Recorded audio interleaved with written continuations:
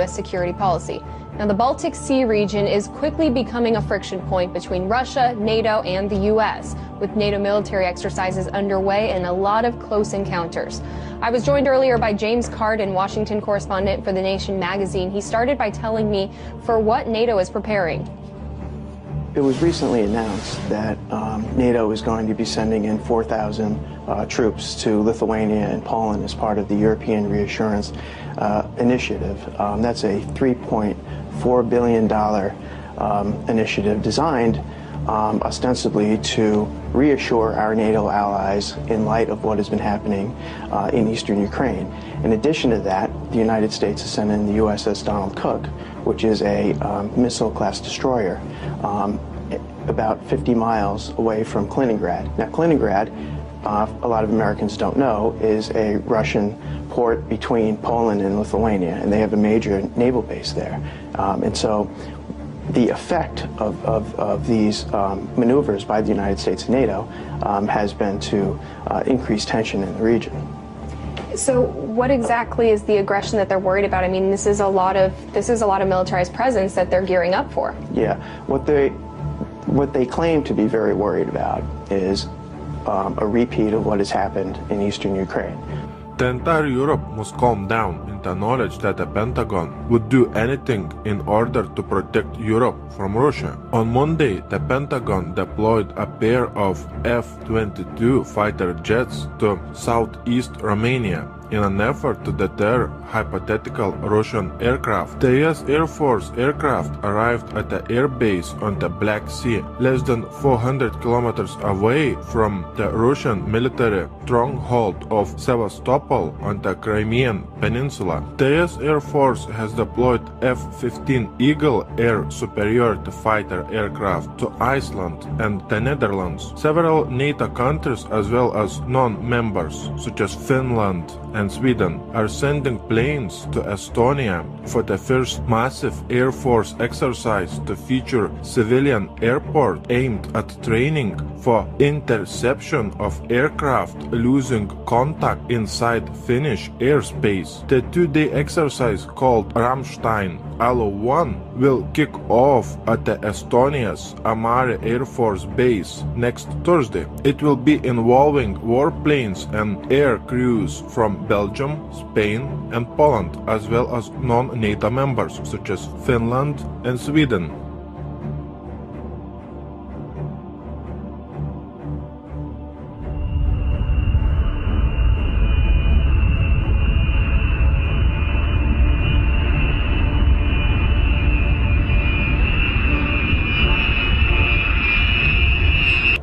This is an emergency broadcast. This is a direct message to the Department of Defense, all four branches of the military, active duty, service members, veterans, their families, state governments, local governments, and the media. We are going to display 100% irrevocable proof that there is a global move, not just here, but all over the world, to militarize police and to put standing armies on the streets to suppress the population and to carry out political operations. It seems strange that at the same time when we have huge military drills, military hardware movement, and FEMA training in the US, in Europe we have 600 members of various European military forces recently conducted an exercise in the German North Rhine province ready to be deployed in the event of civil unrest or war. Why in the world Italy's streets would be patrolled by Chinese police? That shows a very strong message that Vatican will be partially protected by China during a major crisis.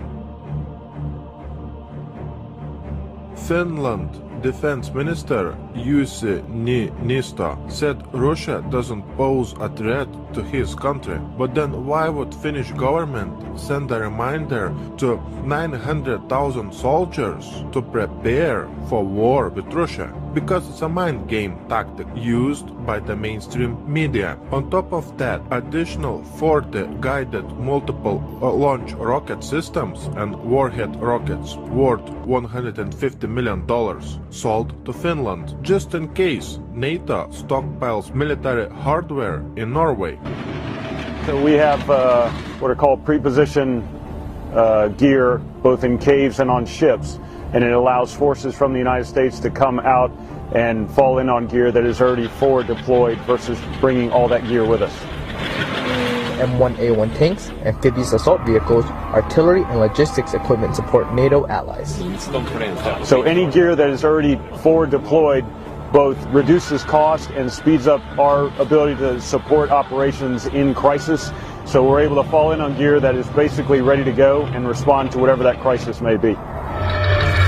It always takes time to deploy forces to a certain area. When you have material, equipment, pre-position, you can fly in the personnel and you will be faster ready to conduct operations. So that's always an advantage to have that pre-position in stocks in Norway. The equipment will support Exercise Cold Response 16 starting later this month. We fit easily together when we are operating. The last 10-15 years we have been operating together in Afghanistan and other places. And when you move to Norway, you will always operate in 3 dimensions because we have a long coastline, we have land territory and the air. President Obama is back at the White House this morning after a week in the Middle East and Europe. Air Force One touched down Monday evening at Joint Base Andrews outside Washington. We spoke with the president yesterday in Germany in a wide-ranging interview. He had just announced 250 more American troops will go to Syria. They will help in the fight against ISIS, also known as ISIL. Us dismantling ISIL is a priority, and although we are not going to be sending ground troops in to fight, we are going to try to find out what works and then double down. And one of the things that's worked so far is us putting special forces in for training and advising of local forces, but also intelligence gathering. Let me pivot to China. Your Secretary of Defense has been in the region. How aggressive do you see the action in the South China Sea? And do you worry that they will cross some line in which you'll have to respond more aggressively? I've been consistent since I've been president in believing that a productive, candid relationship between the United States and China is vital not just to our two countries but to world peace and security. We're a lot better off with a China that feels confident. It's not a zero-sum game. It's not a zero-sum game. What is true, though, is that they have a tendency to view some of the immediate regional issues or disputes as a zero-sum game. So with respect to the South China Sea, rather than operate under international norms and rules, their attitude is we're the biggest kids around here and we're going to push aside the Philippines or the Vietnamese. But it doesn't mean that we're trying to act against China. We just want them to be partners with us. And where they break out of international rules and norms, we're going to hold them to account. And what about North Korea, finally? North Korea is a massive challenge. Our first priority is to protect the American people and our allies, Republic of Korea, Japan, that are vulnerable to the provocative actions that North Korea is engaging in. They are erratic enough. Their leader is personally irresponsible enough that we don't want them getting close. But it's not something that lends itself to an easy solution. We could obviously destroy North Korea with our arsenals, but aside from the humanitarian costs of that, they are right next door to our vital ally, Republic of Korea. One of the things that we have been doing is spending a lot more time positioning our missile defense systems so that even as we try to resolve the underlying problem of nuclear development inside of North Korea, we're also setting up a shield that can at least block the relatively low-level threats that they're posing right now. President Obama has launched the U.S. most massive military buildup close to Russian and Chinese borders. This piece of information clearly shows a very strong message of the beginning of a major conflict between major superpowers such as NATO, Russia, and China. As you are watching this video, we have missile defense shields being set up and being installed in Israel, in North Korea, Eastern Europe, and Russia. When United States is testing its new intercontinental ballistic missiles, we have Canada asking to join US missile shield to enhance national security. Canada has suggested it may join the US missile defense shield. Then we have the installation of the US missile shield in Eastern Europe along Russian border. Russia has opposed US and NATO plans to deploy anti-missile systems close to borders with Russia. Washington says that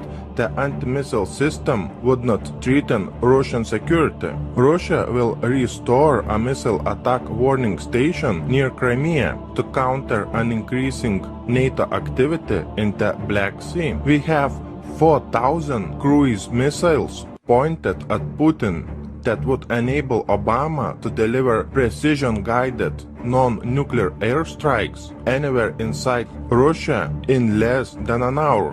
When Putin calling Obama's new missile shield in Eastern Europe along Russian border a direct threat, we have Poland setting up a new missile shield, and then we have Romania setting up a new missile shield. We have US anti-missile base in Poland put by Obama, and in Kaliningrad we have Putin threatening to put nuclear missiles there. We have Putin activating S-400 defense systems all around Russian border with Eastern Europe, and we have nuclear missile systems patrolling Moscow streets. We have Norway and the US planning to establish a new military radar post in Vardø, Finnmark, in addition to the already existing US Globus 2 radar system. Let me show you on the map where all the missile defense shields are being set up and being installed in Eastern Europe. Just look at this map. Here we have Putin in Moscow, placing S-400 defense systems all around Moscow, and we have some in Kaliningrad. Here we have Obama setting up a missile defense shield in Poland and Romania, and putting radars in Norway. And in all these countries we have NATO and US military training at unprecedented scale. Watch my new video on military training and military hardware movement by Putin and by Obama in these countries. The link to my new video, as always, will be below in the description box. Just a little bit more than 70 years ago, we had a great war between major superpowers. Today, in the same place, on the same map, we have the same superpowers in the face of NATO and Russia preparing for a major war. Just remember, only a little bit more than 70 years ago, in the same place on this map, millions and millions of people died fighting for the same forces that are preparing a major conflict today. My biggest concern is that during World War II, there was no nuclear weapons available in such a big amount that is available today. And in the same place on this map, there was no nuclear power plants, so the war was limited in scope.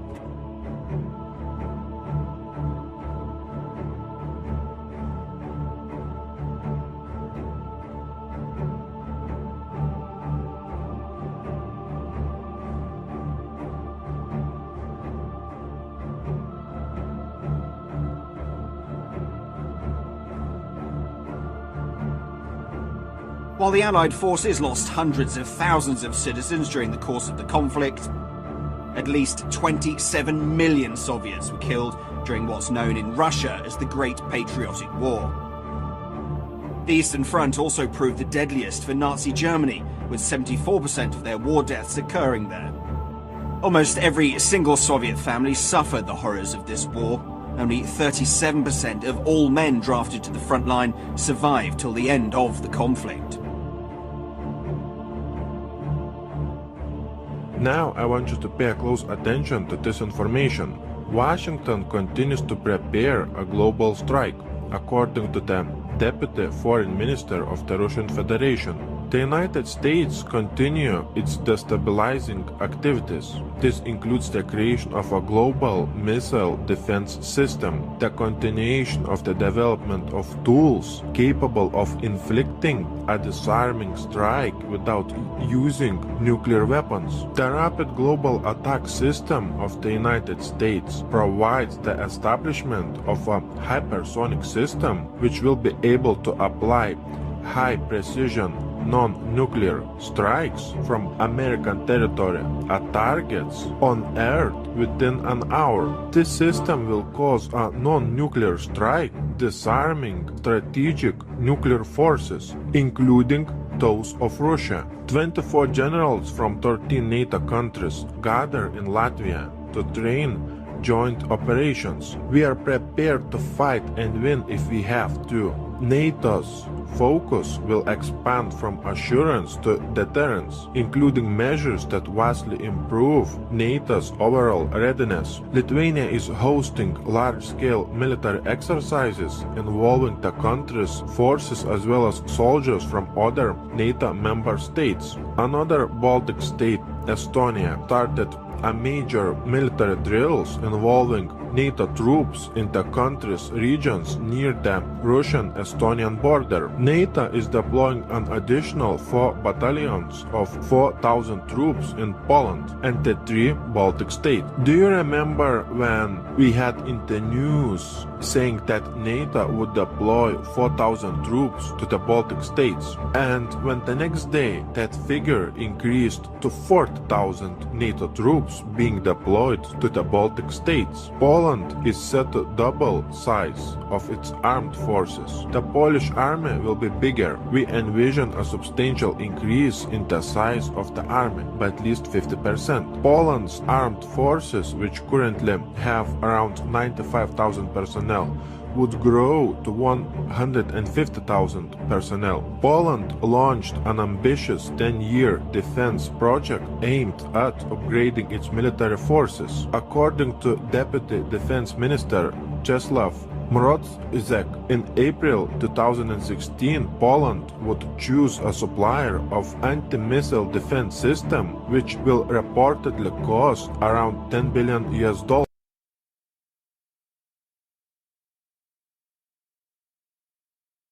on its military upgrade over the next 10 years. Poland's military modernization program includes a missile defense shield, anti-aircraft systems, submarines, combat drones, armored personnel carriers. The Georgian army has begun the 2-week Nobel partner military exercises together with American and British forces.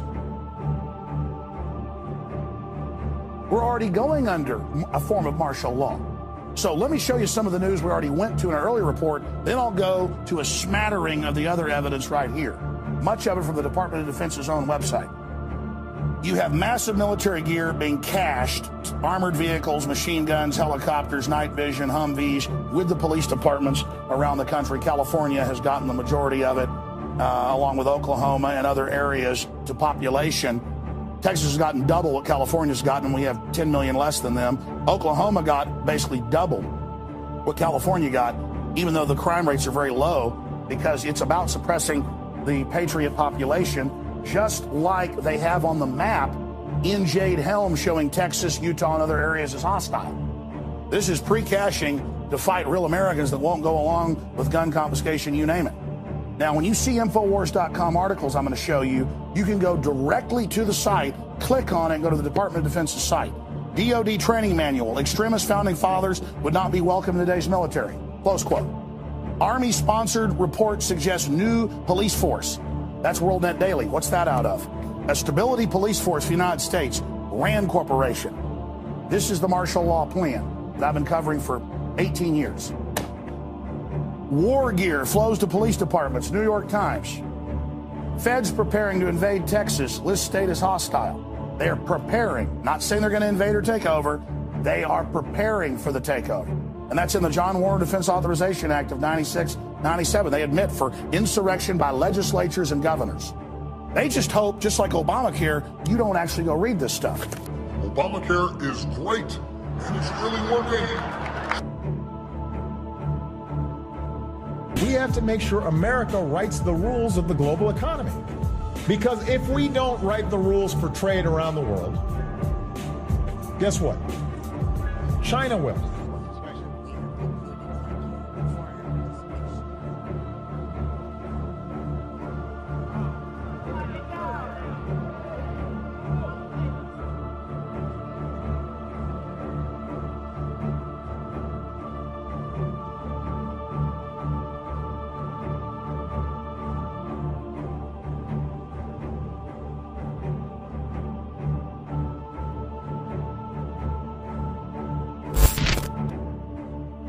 Why in the world we would have such strange things happening on the land of freedom?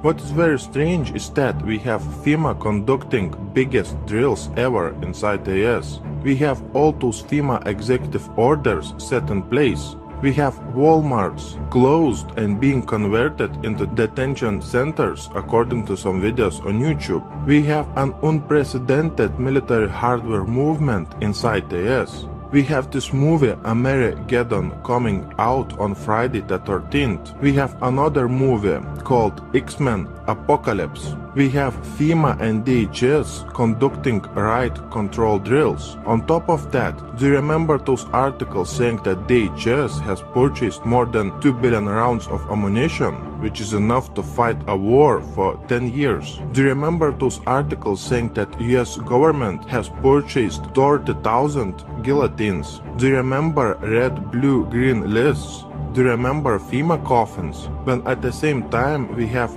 US and NATO setting up and activating missile defense shields in Eastern Europe, on Russia's doorstep also in North Korea and inside the US. What do you think? Please share your thoughts by leaving a comment below this video.